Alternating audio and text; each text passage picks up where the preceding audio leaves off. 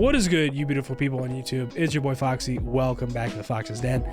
Getting into another reaction, Tokyo Revengers. We got 2 episodes to watch. Newest one dropped today. We're getting into episode 9 first, which was last week's episode.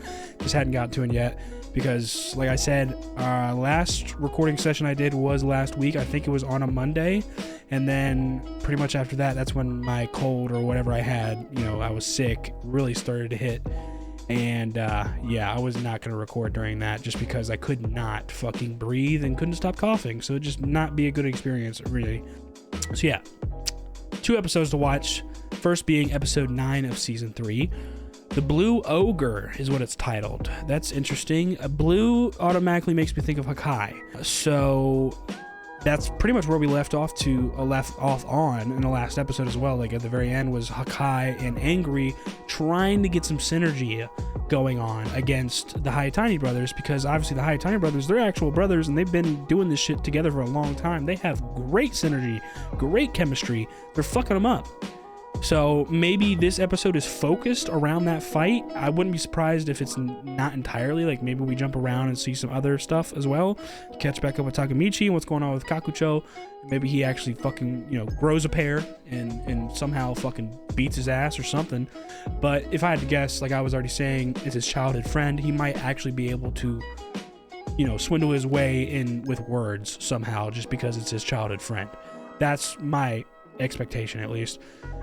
So maybe, we jump around like we usually do, but I mean, the title just Blue, that makes me think of Hakai, so I feel like we might be getting a little bit more of a focus on this fight between the Hayatani brothers and Hakai and Angry, and see if Hakai and Angry can actually get some chemistry going on, because they were struggling. They were fucking struggling. So I'm very excited for this. Last episode was a fucking banger.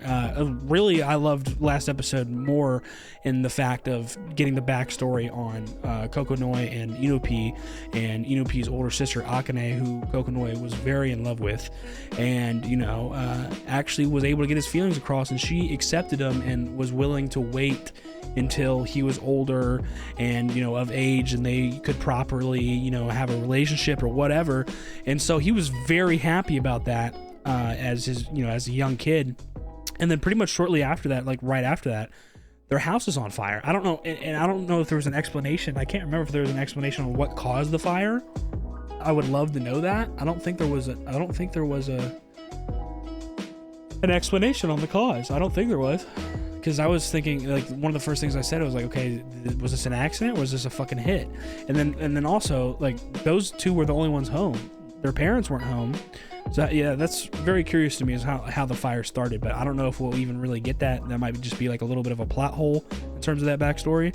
But that's pretty much what we see, like, caused this obsession for Kokonoi, because he was already deeply in love with her. He had, he got his feelings across, which is, a very courageous and brave thing to do for anybody. Like, the anxiety sort of like kind of like awkward feeling you get when you're trying to confess to somebody. You don't know what their fucking answer is going to be, and if their answer is the answer you're looking for or some sort of positive answer other than rejection, I mean, anybody would be that fucking happy. And once it's taken away from you, I mean, bro, that's just traumatic. So we can see that this is where his drive for money came from, because of her burns being so severely bad. To treat her or help her in any way, or whatever the whatever the surgery or whatever they were gonna do, it costed 40 million yen, which the parents didn't have. Obviously, they didn't have. Nobody fucking has it. So this is where he made it his goal that he was going to get that money no matter what. And then while he was already starting that goal and he was making somewhat progress, but still he was barely making a dent. Like, when he was first learning how to make money illegally, he was at like 500 something thousand, and then started thinking of other ways to make money and started making connections. And this is how he was starting to make a name for himself as the the guy that knows how to make money. And he gets a call from Inupi, and that's when she passed. So she ended up succumbing to those burns. I mean, her whole body was pretty much charred, bro. The fact that she even survived that initially is a miracle in itself. So yeah, with not being able to get that treatment right away, I'm not surprised that she passed. I mean, burns are very, very serious, especially something like that. Like, you know, it was probably 3rd-degree burns all over her fucking body. So, you know, that's just soul crushing in itself, because he had a goal and then like that's taken away from him, like the love of his life. And so, you know, he hasn't been able to forget her. He hasn't been able to move past that. And that's pretty much why I think that's why, you know, he had that kiss scene with Inupi when Inupi was asleep, because Inupi is his Akane's younger brother. Obviously they have the same face, you know, and Kokonoi just can't let go of her, and that's the closest thing to her is Inupi. And it was almost like he was trying to replace her with Inupi. So, you know, it's very evident that he had a very intense love for her, and he couldn't get past it. Like, it was just something that he was trying to like give himself comfort in that kiss with Inupi, I think, because at first it makes you think like, oh shit, do they have like a romantic relationship? Are they gay? You know, or is it mutual? But Inupi was asleep, so I don't think he was even aware. And you know, obviously because of all the other backstory we got with Akane and just her passing away and everything, and I think that's very clear that Kokonoi was trying to replace her in his head with, you know, Inupi. But even then, it's not the same, man. So, you know, he's clearly been struggling and suffering with that most of his life since then.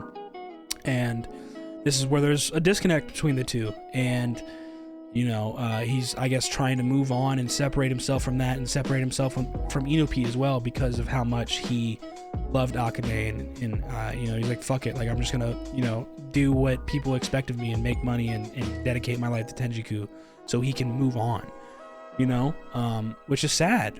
But, you know, hopefully Inupi's able to get his fucking feelings across, or fucking convince Kokonoi in some way, you know, or just, you know, bring him back to like the good side, or not really necessarily the good side, but just, you know, you don't have to do this to yourself. But we'll see. So I'm very excited to get into this episode, see if we continue down, you know, the path of just seeing everybody in their fights, Shifu, Mochi, or whatever. But like I said, I think we might get a focus of Hakai, Angry versus the Haitana brothers. So yeah, I'm excited. If you guys enjoyed this reaction, please like down below, comment, subscribe if you're new, hit that notification bell so you know the next one's dropping. Let's get into it. Tokyo Revengers, Episode 9, Season 3. Okay, right into the intro. We ain't fucking around. We getting right into this shit. Alright, here we go. Alright, this is young Angry, obviously, so we're getting a flashback. Oh, wait, okay, I didn't even think of that. Maybe the Blue Ogre episode title was directing it towards Angry, because I just realized Angry's hair is blue.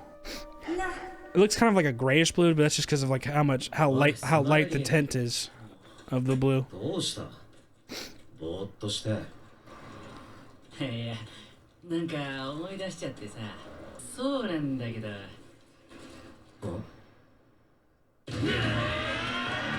Here we go. Oh my god, the baton, dude. Stop comparing yourself. You gotta focus up. Oh, damn. Sick fuck. He's like, I love that sound.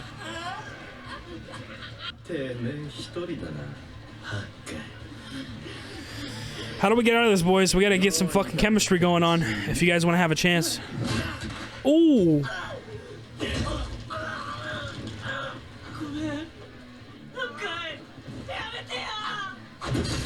Ooh. Oh my god. Fucking A, bro. Baton straight to the fucking dome.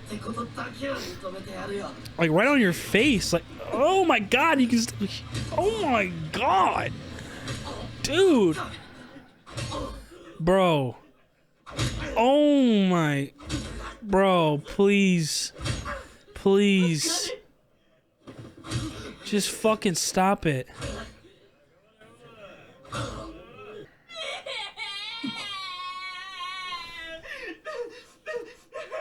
Oh god. What the fuck is going on, dude? This is making me cringe right now. Yo.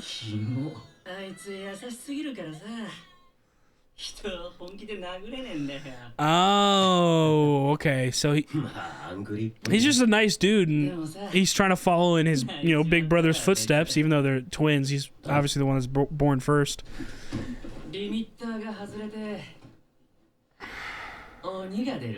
He becomes a demon? Oh, shit.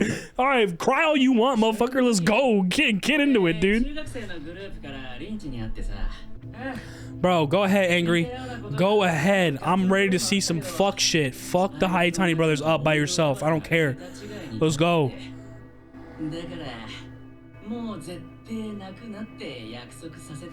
Nah, fuck that. We need the tears.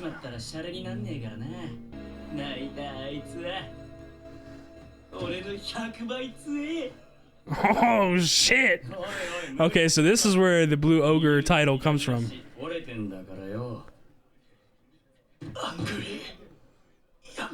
Bro, you have no room to say don't do it. They were about to kill you, bro. Let him do his thing. Let him do his thing. You see how much we're surrounded right now? Go ahead, fuck him up. Fuck him up.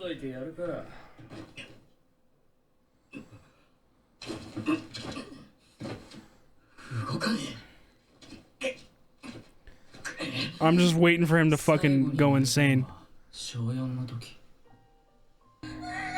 So that's what that's what happened in that flashback. Because when you first see it, it looks like his older brother fucking fucked everybody up for him.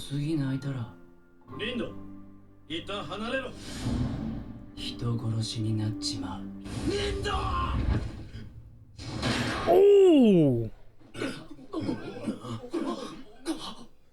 Let's get everybody's reaction. Let's go. One punch. Done. Lay the fuck out. See you later. Hope you have good dreams.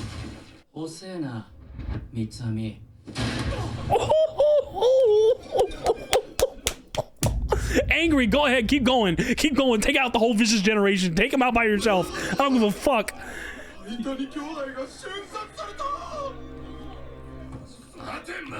Go ahead. Fuck him up too. That's what I'm talking about. Yeah, well, guess what? You better back the fuck up unless you want to end up the same way. Oh! Let's fucking go, Angry!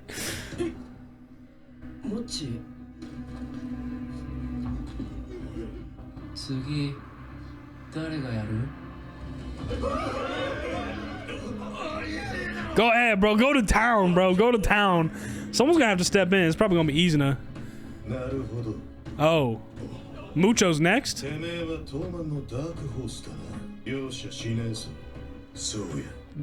Go ahead. I'm about it.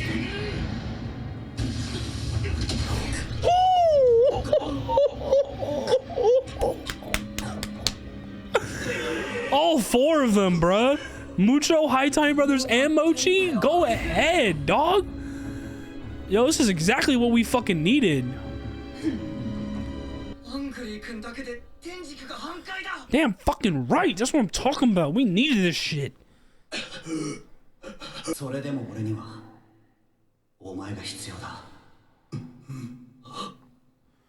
it starting to hit you now that you fucked up? You made the wrong choice? Damn right. Savor that taste, motherfucker.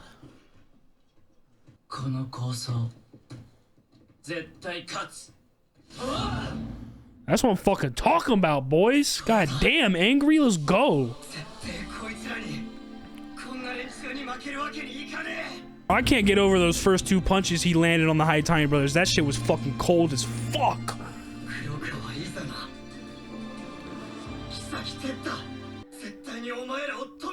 That's the goal, to not die and figure this shit out, okay? Let's keep it up. I'm loving it.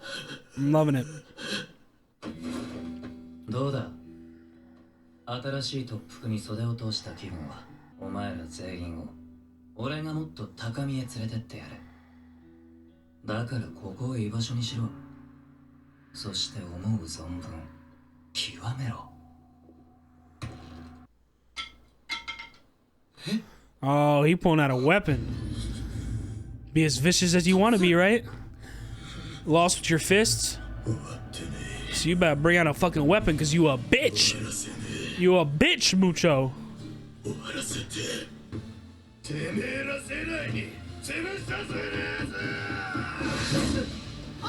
Yo, I just realized something. I think Mucho's voice actor is the same as Irwin's from AOT. I don't know why it just hit me.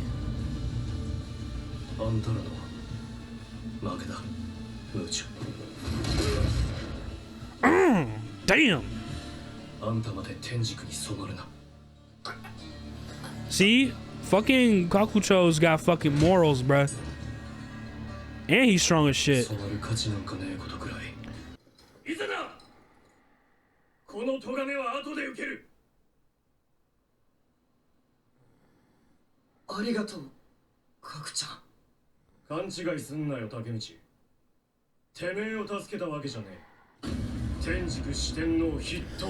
Okay, then why did you just? I mean, he has morals, yeah. Okay, so that's exactly why he stopped Mucho. He's like, nah, we're not killing nobody. Oh, damn! Damn! Kakucho, what the fuck? This guy is really like that.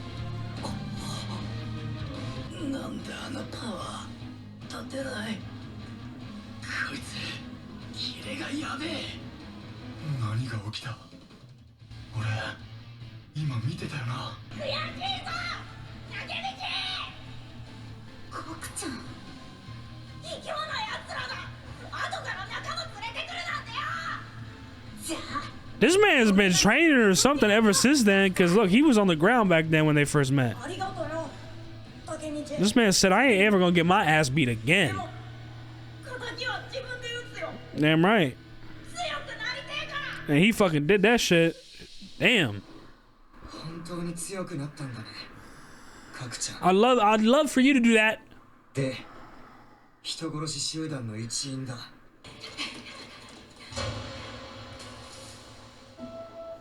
Did they meet in the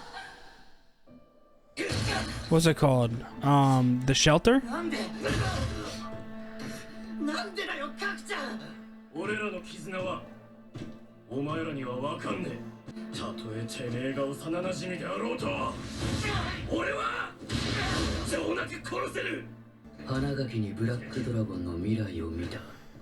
Ah, shit. Idealistically, yeah.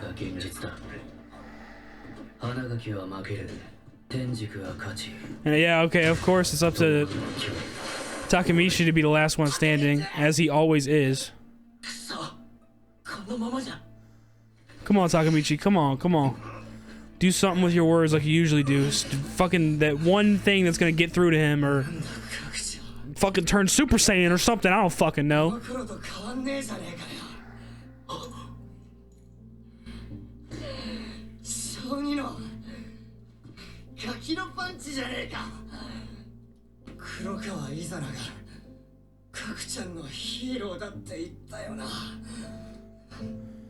I think this is the most beat up I've ever seen Takemichi's face ever in this show. He is fucking leaking.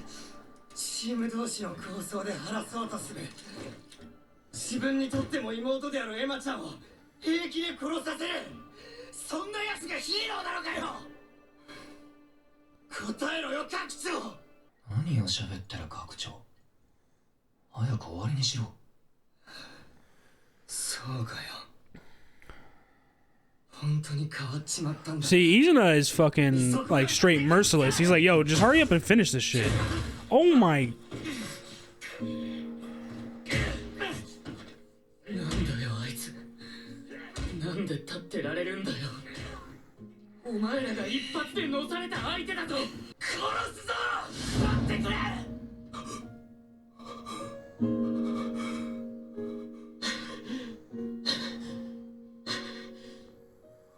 Why are you getting cold sweats all of a sudden because of that interruption?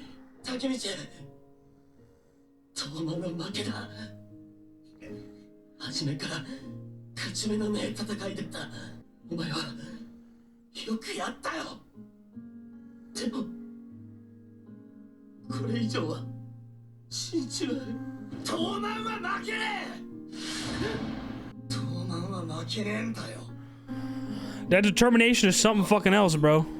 That's gonna be the sole thing that fucking, I mean, is shocking Coco and is shocking Kakucho in itself.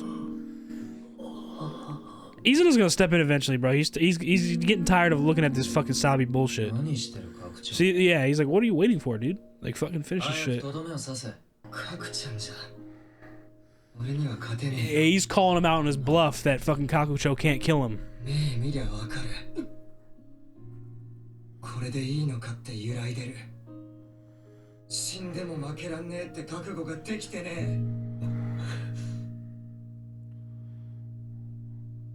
Hey, that's something right there. Call him out on his shit. Oh, look at who came down from up high.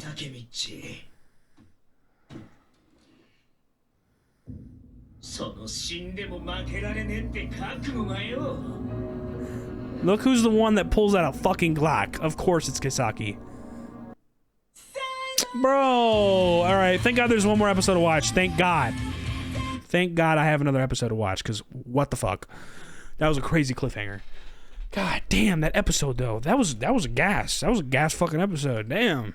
Alrighty guys, what another amazing episode of Tokyo Revengers. That was like a really fucking good episode. Holy shit.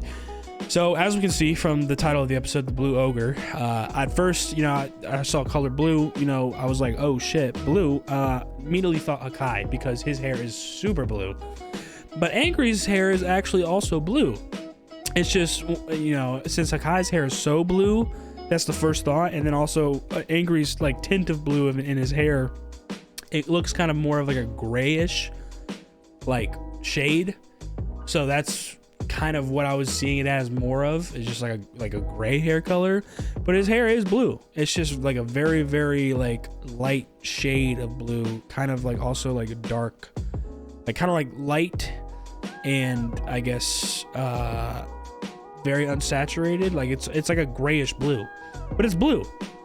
So that's what the episode title was fucking based off of, was fucking Angry. And as we get right into the beginning of it, we get that flashback and it's like, you know, a bunch of fucking dudes are laid out around both Smiley and Angry's crying. So it's like, oh shit, like, you know, his older brother saved him or something, and it seems Angry's always been like one to like hold back. Or, you know, he's always been like kind of like the weaker one or whatever. That's what it makes you think, at least in the beginning. And then we get pretty much right back into the fight between Hakai, Angry, and then the Hayatani brothers. And then also back and forth going to, from the fight, and then going to Smiley and Mitsuya having a conversation about Angry back in the day, and how Smiley was just like, yeah, I know, you know, they're strong and all, but I hope he doesn't cry. And this is where we start to learn, like, when he cries, like the last time he did cry was in fucking like 4th grade when Smiley got jumped by literal middle schoolers.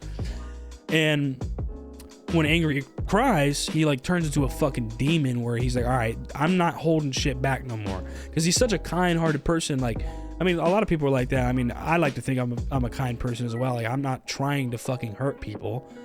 You know, you definitely got to push me to a certain extent to actually make me put my hands on you. You know what I'm saying? Like, it'd have to be, like, I don't even really give a fuck about myself. You can do whatever the fuck you want to me, honestly. And, like, I just don't see the point in bickering or fighting like that. You know what I'm saying? Like, I have pretty thick skin.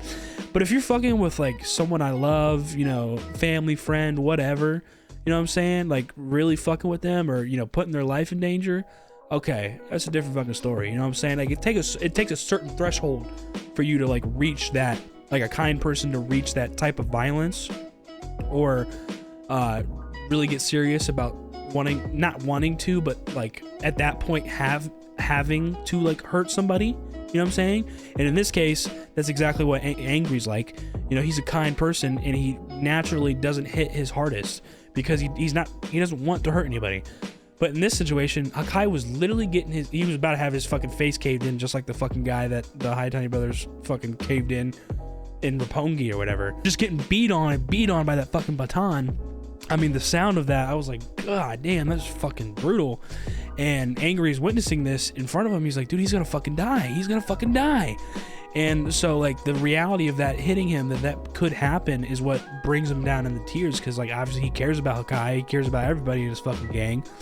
And that just throws him over the edge where he starts to cry. And the crying what literally was like a little kid's cry, where when I first started, like, because we didn't have the context yet of what was about to happen, but when I first started like seeing him and hearing him cry, like just like the sound of it, like how it was actually like a little kid, it was making me cringe at first. I was like, what the fuck is going on? Like in the middle of this like battle between two gangs, like, you know what I'm saying? Like, it's just not a good look. But that's before we had the context, because like I thought he was just crying to cry. Like, what the fuck? But no, like that's the sign, like he's not fucking around no more. Like he's about to get fucking serious, and that's exactly what he did. Fucking Reen, I think his name is, or Ron, I think, the younger Hayatani brother, you know, thinks nothing of it, and he starts, you know, trying to go tackle him again. Can't budge him. Right after that, gets his shit rocked. One punch, fucking out cold. And then all of a sudden, he's not there anymore, and fucking, and the older brother's like, where'd he go? What the fuck? And then Angry's just already behind him, like, too slow, fucking boom, right into the fucking concrete. And then Mochi witnesses it, and he's like, what the fuck? I did not beat your ass before. How'd you do this? What trick did you pull? What's going on here? You know, acting all cocky. He got his arm around him and shit. Boom, in the concrete. Another one down. And then Mucho comes along. He's like, all right, you're getting a little ahead of yourself. You know what I'm saying? I'm not gonna go easy on you. And then even whenever fucking Mucho was about to fucking like pile drive this motherfucker into concrete, Angry somehow gets leverage again and fucking steps on his fucking throat into the concrete. Literally took out pretty much the big four by himself and most of the Vicious Generation, excluding Kakucho, who's not a part of the Vicious Generation but a part of the big four, and then obviously Izuna.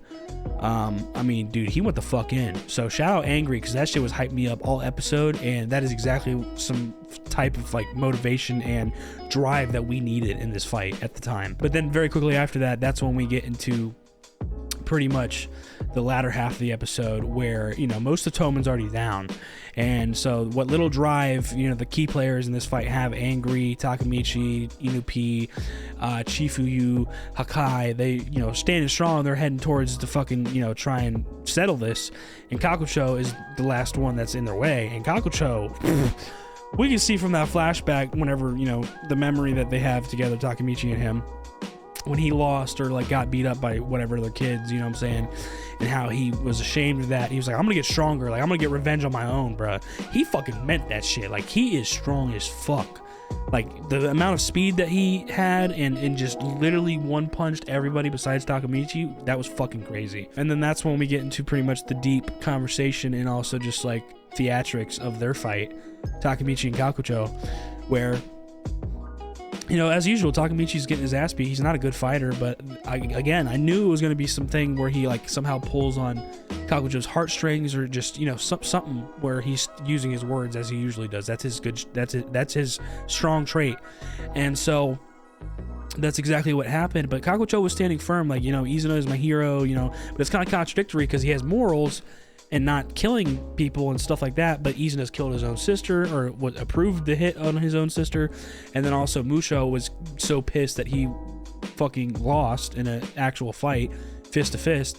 He was like, nah, fuck that, that's not over. He pulls out a fucking knife, a weapon, and he's like, yeah, I'm gonna fucking settle this. And then Kakusho's like, nah, bro, sit the fuck down, you lost, and takes him out completely for Takamichi and them. But that's just showing the morals that he holds true to himself. And then he just said to Izuna, like, you can punish me for that later. And then like he was still handling business, and as you can see, Takamichi just won't go down. Everybody's shocked. Like, Kokonoe at first comes up to Inupi like, oh yeah, look, you know, you said you fucking see the future of Black Dragon and Hanagaki, but look in front of you, this is reality. Like, he's gonna fucking lose.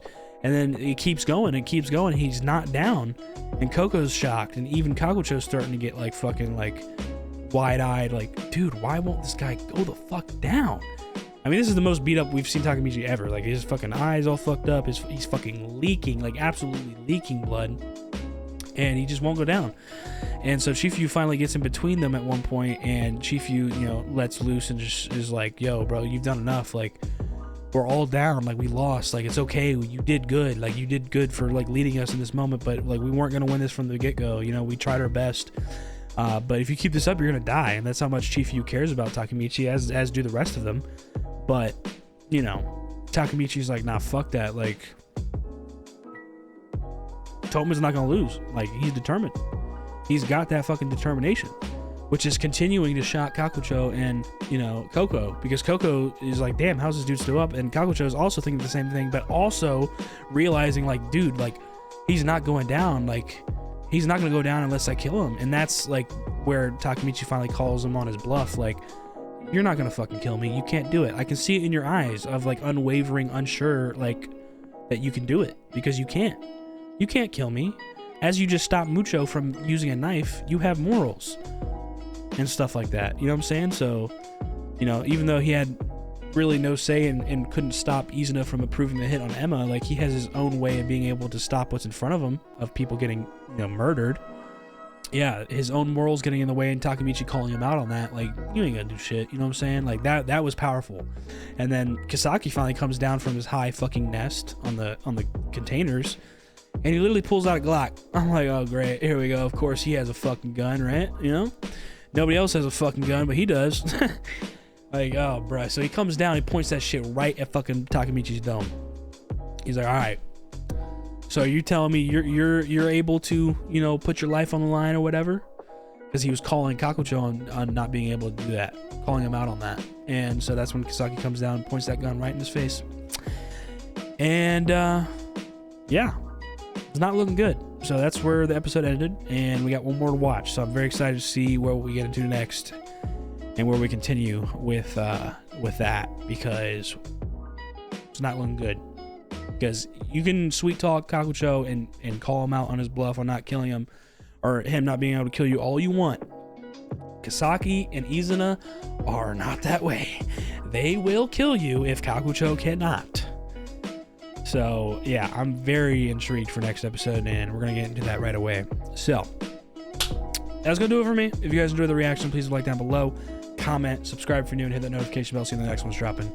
I'll see you on the next one. Y'all be good. Deuces.